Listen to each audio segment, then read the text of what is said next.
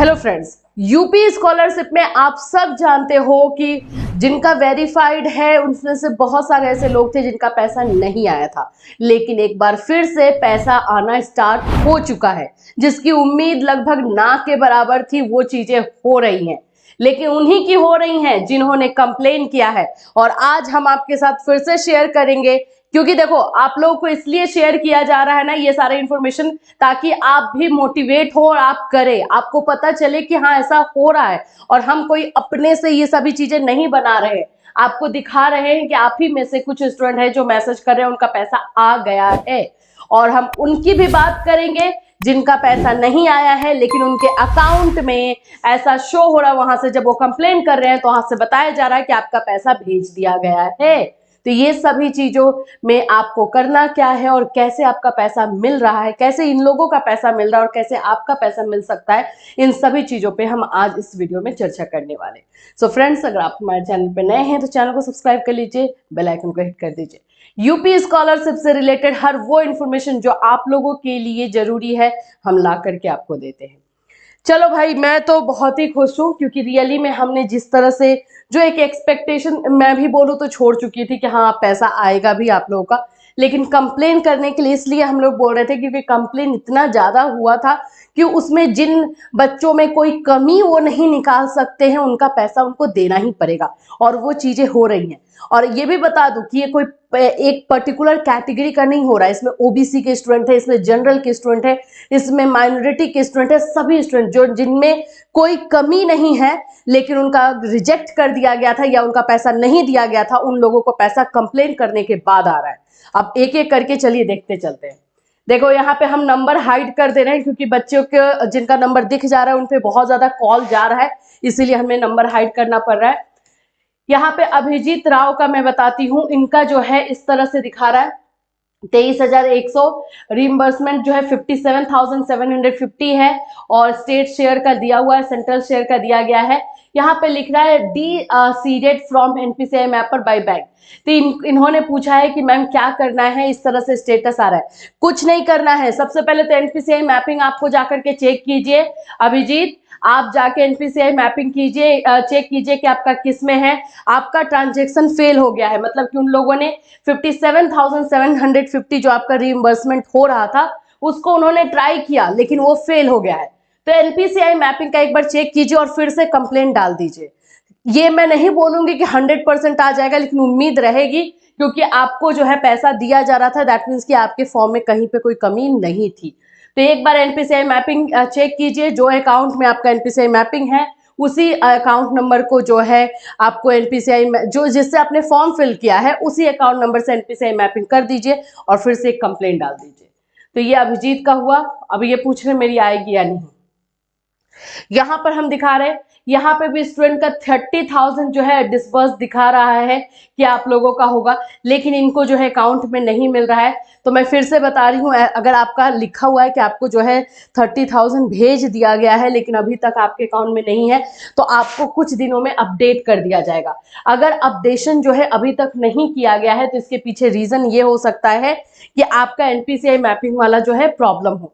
तो आपको वो चीज देखना है कि एनपीसीआई मैपिंग का प्रॉब्लम है कि नहीं, और नहीं तो फिर आपको वेट करना पड़ेगा। ठीक है, अब यहां देखो एक और दिखा रही हूं मैं, सेम प्रॉब्लम ही है। यहाँ पे 22,400 है और 5,500 है। अब यहाँ पे बता रहा है कि लिंक बैंक अकाउंट स्टेटस, और फिर मेरा भी पैसा आ गया है लेकिन मेरे अकाउंट में नहीं आया है, अब क्या करें। अब इनका क्वेश्चन है कि इनका भी स्टेटस में यही शो हो रहा है कि आपको पैसा इतना भेज दिया गया लेकिन इनके अकाउंट में नहीं है। सेम चीज आपको करना है, सेम चीज आपको करना है। आप एक तो पहले वेट कर लो, अगर आपने ज्यादा देर से वेट किया है और फिर हमें मैसेज किया है तो मैं आपको बताऊं कि आपको कंप्लेंट डालना पड़ेगा कि मुझे मेरे अकाउंट में नहीं मिला है। एनपीसीआई मैपिंग वाला आपको चेक करना पड़ेगा पहले कि आपका एनपीसीआई मैपिंग किस अकाउंट में है, जो अकाउंट आपने डाला है उसी में है या नहीं। अगर उसमें नहीं है, फॉर्म में आपने जो डाला है, तो जल्दी से एनपीसीआई मैपिंग कर दीजिए और कंप्लेंट डाल दीजिए। ठीक है, ये आपका हुआ। यहाँ पर देखिए इन स्टूडेंट का पैसा आया है, हमने वो भी रखा है जिनका पैसा आया है, देख लीजिए। इनका अब मैं आपको दिखा रही। बहुत बहुत धन्यवाद आपका, आज मेरा स्कॉलरशिप आ गया। बीएड फर्स्ट ईयर के स्टूडेंट है, आपने जैसा जैसा बोला था वही सब किए। जन सुनवाई पोर्टल पर कंप्लेन किया था और 1076 पर 2 बार कंप्लेन किया था। आप लोग को एक बार लग रहा है और आपको लग रहा है कि मैम तो ऐसे ही बोल रही है। भाई देखो, प्रूफ देखो। अब फाइनली आज स्कॉलरशिप आ गया। इन्होंने अपना स्टेटस भी सेंड किया है। 3180 है और ये 30,000 है, तो टोटल मिला के इनका पैसा जो है मिल गया। थैंक्स मैम गाइड करने के लिए। मैं आप लोगों को सिर्फ टाइम वेस्ट करने के लिए नहीं कर रही हूँ। यहाँ पे प्रूफ आप देखो ना, इस टाइम में मई के महीने में क्या स्कॉलरशिप आती है? क्यों आई है? कंप्लेन करने पे। आप नहीं बोलोगे ना तो नहीं मिलेगा। जो बच्चा नहीं रोता है उसको दूध भी नहीं पिलाया जाता है, उसको खाना भी नहीं दिया जाता। तो आपको अपनी बातें रखनी होगी। अगर आपने कमी नहीं है, एक बार नहीं, 2 बार नहीं, 3 बार नहीं, 4 बार नहीं, कंप्लेन करते रहिए जब तक वो लोग सुने ना। हाँ, उधर से अगर कोई एक्सक्यूज दे देते हैं कि आपका परसेंटेज कम है या आप में ये कमी है तो फिर नहीं देंगे, लेकिन जब आप में कोई कमी नहीं है तो उन्हें एनी हाउ देना पड़ेगा, चाहे आज दे या कल दे। मई महीने में स्कॉलरशिप आ रहा है और आप लोग बोलोगे कि मैम ये कैटेगरी का होगा, मे भी हो सकता है कि ओबीसी और माइनॉरिटी हो। नहीं बाबा, देख लो, जनरल कैटेगरी के हैं। ऋषभ मिश्रा नाम है इनका, जनरल कैटेगरी के स्टूडेंट है, इनका पैसा आया है। तो ये नहीं हुआ है कि आपको बिना कंप्लेन किए हुआ है, ऐसा नहीं हुआ है। अभी जो जो स्टूडेंट कंप्लेन कर रहे हैं उन्हीं का पैसा आया है। यहाँ पर भी देखो, ये बीएड सेकेंड ईयर के स्टूडेंट है, इनका भी पैसा आ गया है। ये ओबीसी कैटेगरी के हैं, देखिए इन्होंने खुद ही लिखा है, मैम फाइनली आ गई मेरी scholarship OBC BEd second year.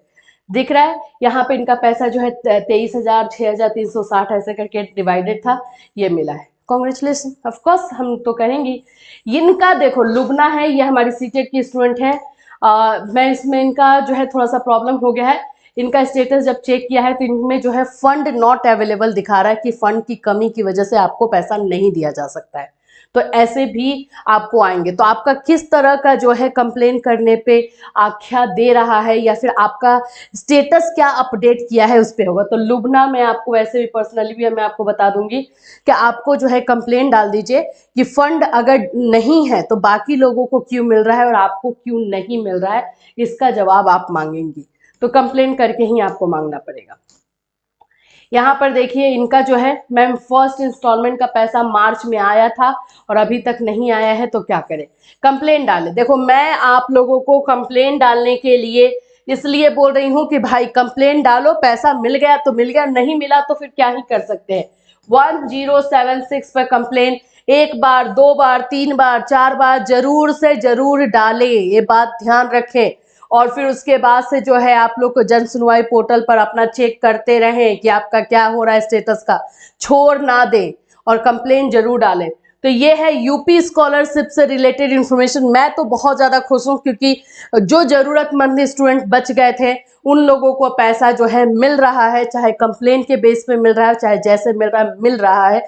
और हम चाहते बस यही है कि आप लोगों को, जिनको ज़रूरत है, आपको भी ये पैसा मिले।